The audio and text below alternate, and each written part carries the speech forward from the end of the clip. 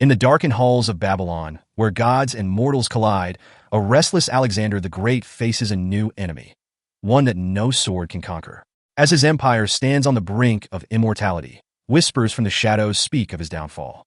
What happens when the greatest conqueror in history is haunted by the one force he cannot escape? Fate itself.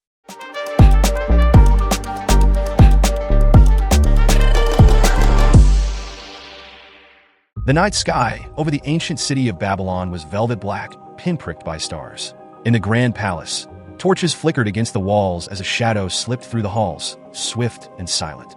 Alexander the Great, conqueror of empires, lay restless on his bed. His eyes were half closed, but his mind churned with unease, as if the spirits of the dead were whispering in his ear. He had spent his life defying fate, but tonight felt different. Tonight, fate might be reaching for him. He tossed beneath the heavy linen sheets, the cool air doing little to soothe the heat radiating from his fevered body. Sweat beaded on his forehead, and yet it was not sickness that disturbed him, but something far deeper, a sense of dread, like the heavy weight before a storm. His breath came ragged, and the room felt too small, too tight. Rising, he grabbed his sword. The cold metal steadied him, reminded him of battles won and kingdoms claimed. Yet, in this stillness, his enemies weren't on the battlefield. They were in the shadows of his mind. Suddenly, a gust of wind burst through the chamber window, blowing out the torchlight. Darkness engulfed the room. Alexander stood rigid, every muscle in his body coiled for attack. A faint sound, like the soft scrape of leather on stone, echoed from the far corner. His hand tightened on his sword.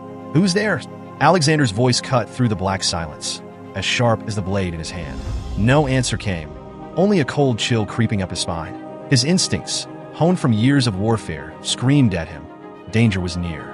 He took a step forward, his blade glinting in the dim starlight that trickled in through the window. His breath was shallow, each step calculated, yet the silence persisted. It was unnatural, suffocating. Out of the darkness, a figure emerged, cloaked in black, its face hidden beneath a hood. It seemed to glide rather than walk. It carried no weapon, but there was an unmistakable menace in its approach. The very air seemed to bend around it, twisting the light, bending shadows where none should be. "You are a difficult man to find, Alexander," the figure said, its voice low and ominous, like the hiss of a snake. "But even the greatest of men cannot escape destiny." Alexander's eyes narrowed. His grip tightened on the hilt of his sword, though something deep within him warned that no mortal weapon could fend off what stood before him.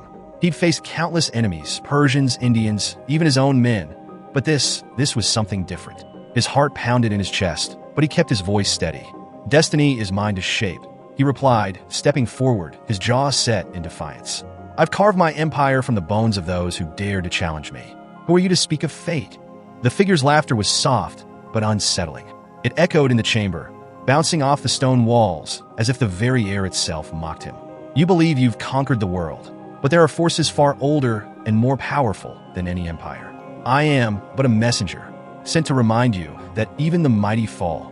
Before Alexander could react, the figure raised its hand. A cold, numbing sensation washed over him, and the sword fell from his grip, clattering to the floor. His body felt heavy, as if invisible chains were wrapping around him. The air around him thickened, each breath a struggle as the weight of unseen forces bore down on him.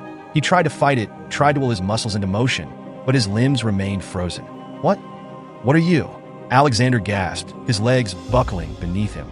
The pain in his chest grew, an invisible vice squeezing the life from him with each passing moment. The figure moved closer, its voice now a whisper in his ear, its breath cold as ice. "I am the shadow that follows you, the specter of every soul you've taken.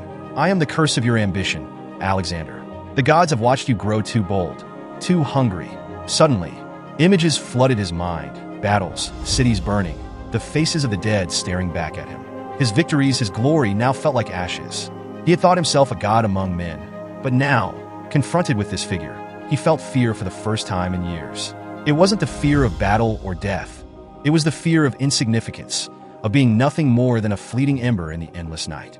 As he struggled against the unseen force, the figure leaned closer. "Your empire will crumble, your name will fade, and you will be remembered not as a god, but as a man who sought too much." With a final, chilling laugh, the figure vanished, leaving the room as cold and empty as the grave. The pressure lifted from Alexander's chest, and he collapsed onto his bed, drenched in sweat, his chest heaving. His sword lay at his feet, forgotten.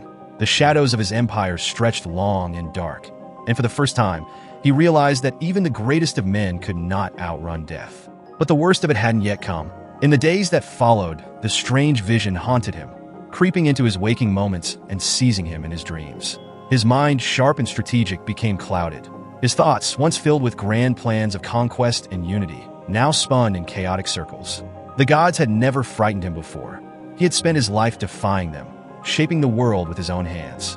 Yet now, it was as if they mocked him, watching from the heavens with amused disdain. Rumors began to spread in Babylon. The great Alexander, ruler of a vast empire from Greece to the edges of India, was seen pacing the palace halls late into the night. His eyes were hollow, his movements erratic. Advisors whispered of a curse, while the priests muttered of divine wrath. Alexander dismissed them all. He still held fast to the belief that his will could overcome any obstacle, even the gods. But as his physical strength began to fail, that confidence slowly slipped away. What began as subtle fatigue soon turned into something far worse. His muscles ached as if weighted by invisible chains, and his once formidable body weakened with each passing day. Fevers came and went, racking his body with chills, yet no remedy could soothe him. He withdrew from his court, secluding himself in his chamber. Even his closest generals were denied entry, their knocks going unanswered. Only Hephaestion, his trusted companion and general, dared enter unannounced, his concern growing as Alexander's health declined. When Hephaestion found him, lying in bed with his eyes wide open and fevered, it was as though he had seen a ghost. "You need rest, Alexander.